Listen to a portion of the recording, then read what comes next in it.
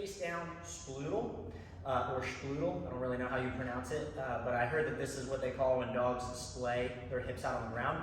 And that's kind of what we're doing with, with this one, or at least that's what it looks like a little bit.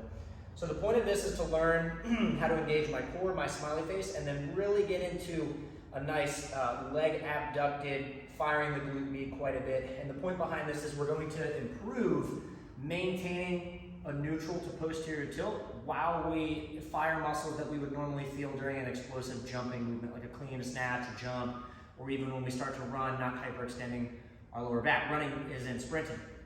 So I can start with my arms two different ways here. I can go face down like this, or I can be in this little bit of a push-up position and rest my head on the ground. That kind of depends on your mobility to start on this, because this should be surprisingly difficult.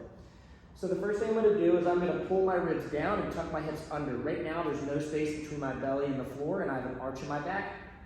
But what I'm going to do now is I'm going to tuck the ribs, tuck the hips, and now there is a space here. And I want to keep this, and I want to keep this brace.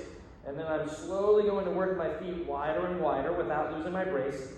And right when I get to about here, my hips on each side, and my left leg can go further than my right. That's you know, we want it to be even over time, but initially one leg will probably go further.